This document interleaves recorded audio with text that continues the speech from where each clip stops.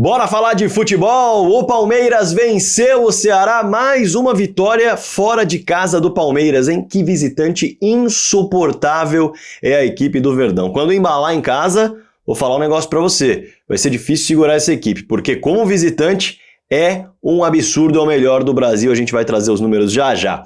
E mais uma invencibilidade de um mandante cai. Eram 25 jogos do Ceará no Castelão sem perder. Deu no que deu, encarou o melhor visitante do Brasil e essa invencibilidade caiu por terra. Com o técnico Abel Ferreira fazendo trocas para seguir revezando o time titular em meio a esse calendário insano e conseguindo a vitória com o perfume de um suor que, olha, talvez seja o lugar onde mais exala no país, um abafado Castelão no abafado estado do Ceará em Fortaleza. Bom, vamos falar sobre tudo isso nesse vídeo, mas antes eu vou me apresentar para a galera que está chegando agora no canal do Fragoso. Prazer, meu nome é Rodrigo Fragoso, eu sou setorista do Palmeiras na TNT Esportes e produzo análises em vídeos sobre o clube nas minhas redes sociais. Essa que você está assistindo é uma delas. Me ajuda a chegar nos 100 mil inscritos, já somos quase 79 mil, passamos 78.900 ontem. Clica aqui no botão inscrever-se se você ainda não é um inscrito, já clica no botão do lado, ativa as notificações, sabe por quê? Todo dia às 7 da manhã tem um vídeo novo para você, especial sobre a Sociedade Esportiva Palmeiras. E além disso, às sextas-feiras tem um bate-papo ao vivaço. O tema da live, você que manda pelo chat. Já curte? Pra não esquecer, combinado? Bora pro tema do vídeo, olha só, o Palmeiras com muitas mudanças. Quem assistiu ao vídeo pré-jogo, a análise que eu fiz antes da partida entre Palmeiras e Ceará sobre as duas equipes, percebeu que eu quase gabaritei todas as mudanças do técnico Abel Ferreira na escalação do time titular, né? Olha só, eu falei que o Fux entraria no time ou no lugar do Giai ou no lugar do Benedetti, mais provável no lugar do Benedetti, e acabou entrando. O M entraria no lugar do Aníbal, acabou entrando. O Evangelista entraria no lugar do Rios, acabou entrando. Vanderlan no lugar do Piquerez, acabou entrando. Vitor Roque no lugar do Flaco, acabou entrando.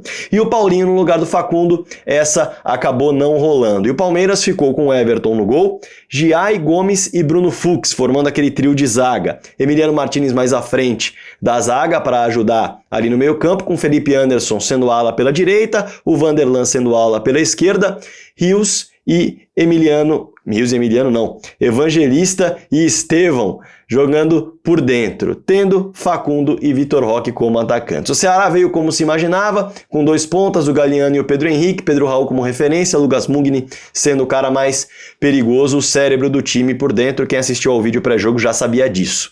E foi um jogo muito faltoso, o que é muito interessante destacar. Por quê? Porque as duas equipes se propuseram a marcar alto. As duas equipes se propuseram a falar, eu quero a bola pra mim. E com isso, você acaba se expondo e acaba tendo muitos duelos em que, se o jogador passa, fica perigoso você deixar ele passar sem a falta. Com isso, são várias faltas que vão acontecendo no meio-campo para travar escapadas que a equipe já chegava no meio-campo e se passasse do meio-campo ia ficar no mano a mano contra a zaga. Não à toa, aos 15 minutos, 3 jogadores já tinham cartões amarelos. E a partir daí, claro, já se imaginava que o Ceará seria o time a se lançar mais até do que o Palmeiras. O Palmeiras recuperou algumas bolas, mas não conseguiu gerar perigo. O Ceará subiu e teve as duas primeiras oportunidades do jogo. Aos 16 minutos tem uma escapada da marcação alta em que o Mugni serve o Galliano, ele cruza e aí no cruzamento com o Galliano entrando na área, ou melhor, o Pedro Henrique é quem cruza, o Galliano entra na área e o Everton sai para salvar o cruzamento dos pés do que seria o primeiro gol do Ceará. Aos 18 minutos, bola quicando na grande área, cruzamento daqui, dali, o Felipe Anderson corta para trás, vem um novo cruzamento, ela desvia e o Pedro Henrique tem uma chance de fazer um gol que seria até muito parecido com o gol que o Palmeiras fez para abrir o placar no Castelão contra o Fortaleza, que é uma bola que desvia, vem alguém para tentar brigar por ela e coloca para dentro. O Pedro Henrique não conseguiu finalizar na direção do gol e perdeu uma grande chance de abrir o placar. E não se pode perder chances em jogos tensos como esse, com muitas faltas que impedem a construção dos times, né? Quando você fica fazendo falta tática, você trava a velocidade de uma equipe que pode pegar a zaga aberta, que pode pegar a zaga correndo para trás. Você faz com que as equipes sempre se organizem defensivamente, porque o jogo vai ficando picotado. E aí, o Palmeiras, que pressionava, conseguia roubar a bola, mas o último passe não saía, o cruzamento não saía. Aos 29 minutos, viu a pressão alta dar resultado, com o Emiliano roubando uma bola do Dieguinho, ela sobrando por Vitor Roque dentro da área. O problema é que o Vitor Roque dá uma titubeada para finalizar.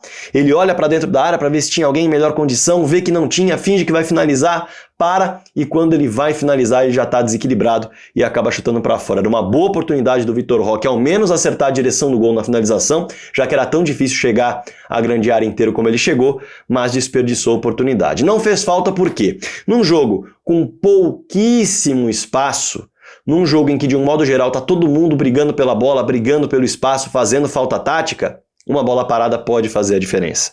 Pode desamarrar jogo. Quem acompanha meu trabalho sabe. A bola parada para mim é para desatar nó, é para destravar jogo.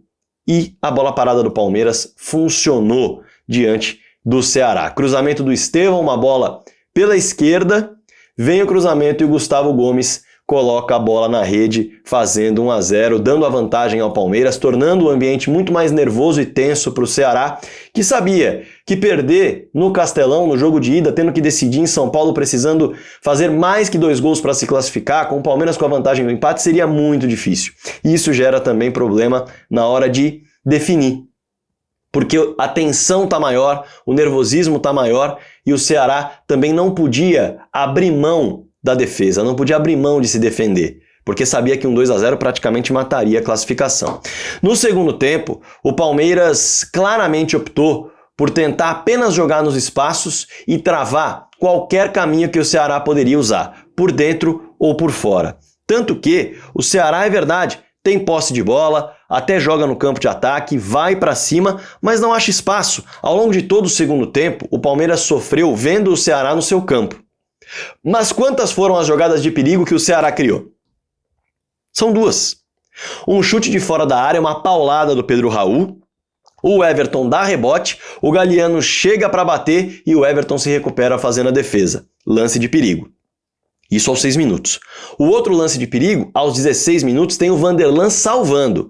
De fato, o Vanderlan foi fundamental para o Palmeiras não sofrer um empate numa jogada rara em que o Ceará acha espaço por dentro. Vem um toque da esquerda para a direita com o Pedro Raul só fazendo pivô e desviando para o Pedro Henrique entrar entre os zagueiros. E aí o Vanderlan aparece para salvar nessa adiantada que ele dá na bola, impedindo o chute do Pedro Henrique. Vanderlan que salvou esse gol e também apareceu no primeiro tempo num cruzamento para impedir o que poderia ser uma finalização perigosíssima de dentro da pequena área. Então o Vanderlan foi importante tanto no primeiro quanto no segundo tempo em jogadas dentro da grande área. Foi muito bem o Vanderlan nesse sentido. E foram só essas 2 chances que o Ceará de fato conseguiu criar ao longo de todo o segundo tempo. Foram 9 finalizações no segundo tempo, mas lances de perigo mesmo foram apenas 2. Então o Palmeiras controlou bem a equipe do Ceará, apesar de não ter controlado tanto a entrada do Ceará no seu campo. Mas no campo de ataque, no terço final, ali onde as finalizações acontecem, no funil, de frente para o gol, o Ceará não achou espaço. O que faltou ao Palmeiras foi de fato contra-atacar com qualidade, porque o Ceará se lançou bastante, mas o time do Palmeiras não achou jogadas de perigo em contra-ataque, apenas uma depois das substituições. Aos 27 minutos, o Paulinho criou uma jogada pela esquerda com 3 marcadores em cima dele, e aquilo mostrou muito que o Palmeiras não estava querendo subir demais com seus jogadores não, subia no máximo com 3 ou 4, às vezes 5 atletas e mantinha uma boa base do seu time atento para não sofrer contra-ataque, atento para não sofrer nos espaços que poderia deixar tentando ampliar o placar e perdendo a vantagem. Com isso, o Paulinho cria essa jogada pela esquerda, acha o Evangelista, recebe na frente e aí o Fernando Miguel faz uma boa defesa na finalização do Paulinho, que poderia ter sido um pouquinho melhor, né? No fim, o Palmeiras só criou de fato essa oportunidade, mas chegou em um momento com as substituições a baixar a temperatura do jogo. Você que assistiu ao jogo sabe, houve um momento ali no meio do segundo tempo para frente em que o Palmeiras conseguiu trabalhar muito a posse de bola e mostrou que queria gastar o tempo. O objetivo não era empurrar o Ceará para trás, tentar o segundo gol de qualquer maneira, buscar a linha de fundo, não. O objetivo era ter segurança na posse de bola, matar o tempo. Como disse o Abel na entrevista coletiva, o sonho dele era que o Ceará nem pegasse mais na bola. Claro, ao longo de todo o jogo não queria que o adversário pegasse na bola, mas naquele momento Mais ainda, porque o Palmeiras via o Ceará jogar no seu campo de ataque, mas não via o Ceará criar no seu campo de ataque. No fim das contas, dá para dizer que o Paulinho entrou bem, dá para dizer que o Piquerez entrou bem, dá para dizer que o Alan entrou bem mais uma vez, o Maurício entrou se esforçando, mas ainda com algumas tomadas de decisão mais lentas, ainda errando alguns passes, e o Rios, na minha concepção, no pouco tempo que esteve em campo, não entrou bem porque entrou numa outra rotação. Enquanto o Palmeiras impedia que o Ceará tivesse qualquer chance perto do gol, perto da grande área, o Rios chegou a tentar um drible ali na frente da meia-lua e quase perdeu a posse de bola. Logo, o Rios, que tem falhas nesse sentido nesse ano, não pode acabar arriscando uma vantagem desse tamanho diante de um adversário que pouco perde em casa nos minutos finais. Então, na minha concepção, o Rios teve um destaque negativo nesse sentido. O fato é que os próprios jogadores sentem o jogo. O Palmeiras não conseguiu contra-atacar, mas como eu disse, trabalhou para segurar bastante o resultado porque sabia da vantagem. E claro que eu vou trazer os destaques dos titulares e também alguns comentários em relação aos jogadores que poderiam ter entregado mais do time do Palmeiras. Mas antes, eu quero chamar o meu professor de inglês, o Teacher Jay, para aparecer aqui na tela. Você já ouviu falar dele? @oTeacherJay. Às segundas e quartas-feiras eu tenho aula de inglês com ele, mas ele também dá aulas de inglês e espanhol, tá? Ele dá aulas dos dois idiomas e pode ser o seu professor. Entre em contato com ele, as aulas são online particulares, então não tem aquela timidez na sala de aula, não tem aquela timidez de ter mais pessoas que você não conhece, você não se sente à vontade para se arriscar, para falar, para ser corrigido. O Teacher Jay faz aula particular e online para você e com o seu objetivo. O meu é falar de futebol em inglês e a gente muitas vezes faz exercícios diferentes focados nesse objetivo. O seu pode ser viagem de negócios, o seu pode ser viagem de turismo ou de fato aprender o idioma como um todo. Dependendo do seu objetivo, ele monta um plano para 1 mês, 3 meses, 6 meses, 1 ano. Então, entre em contato com o Teacher Jay. Eu recomendo, é o meu professor de inglês e pode ser tanto seu professor de inglês quanto seu professor de espanhol. Show?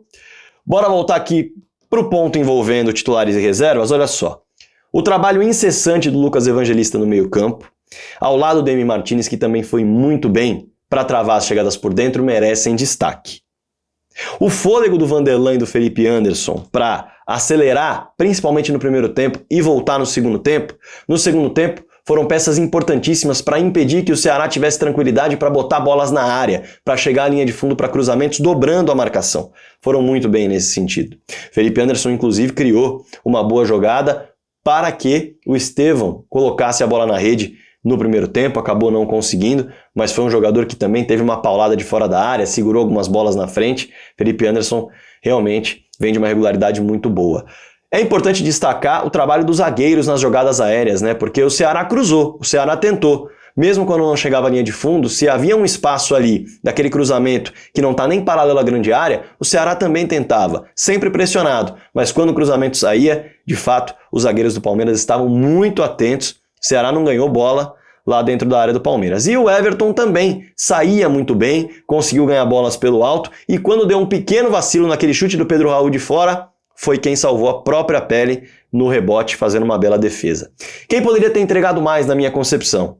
Vitor Roque e Estevão. Esses dois, entre os titulares, eles tiveram oportunidades de gol, não conseguiram colocar a bola na rede, titubearam na finalização e, claro, se esforçaram muito, isso não dá para negar, mas podem entregar mais. Não perderam muitos gols e tudo mais, mas tiveram 2 oportunidades que não colocaram na rede e não conseguiram aproveitar espaços quando apareceram. Dá para entregar mais. Individualmente, essas são as avaliações, mas o resultado do esforço coletivo, inegavelmente, é muito positivo, já que o Palmeiras conseguiu a 11ª vitória fora de casa em 14 jogos no ano, diante de um adversário que vinha de 25 jogos sem perder no Castelão.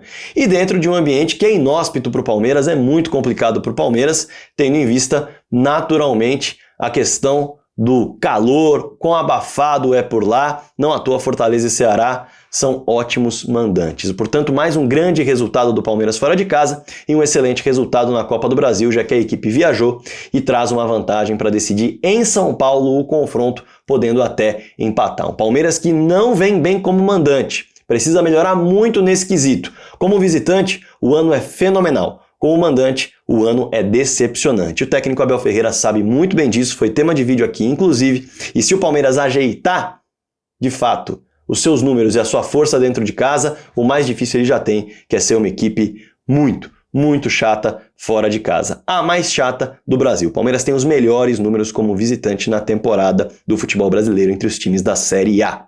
Tá certo? Claro que eu quero o seu comentário aqui embaixo, quero a sua opinião, a sua análise do jogo, elogio, crítica, análise, fique super à vontade, com educação em alto nível. Quer acrescentar algo? Também é importante. Debater com a galera que tá aqui embaixo, tem muita gente boa. Debata, o seu comentário é muito importante. Assim como o seu like, tá? Clica nesse joinha que tá aqui embaixo, que é muito importante pro trabalho. Se tiver o botão do hype disponível aí, logo abaixo do joinha, também clica. Vai mostrar pro YouTube que o vídeo é bom e a plataforma vai mandar para mais pessoas. Novidade para membros, hein? Nesse mês de maio, atenção! Conteúdos exclusivos para aquecer para o Mundial de Clubes em relação aos adversários do Palmeiras. Quer conhecer mais sobre o Porto, sobre o Al-Ahly, sobre o Inter Miami, os adversários do time na primeira fase? Claro que você pode. Seja membro do canal. Qualquer plano. Pintando a sua assinatura por aqui, você vai receber ao longo desse mês de maio vários vídeos falando sobre os adversários, de vários aspectos, a história dos clubes, como eles estão na temporada, os melhores jogadores, os técnicos. Você vai saber tudinho de Al-Ahly, Inter Miami e também do Porto. Combinado? Conto com seu apoio aqui. Seja membro do canal do Fragoso. Espalhe o canal do Fragoso para todo mundo e bora falar de futebol.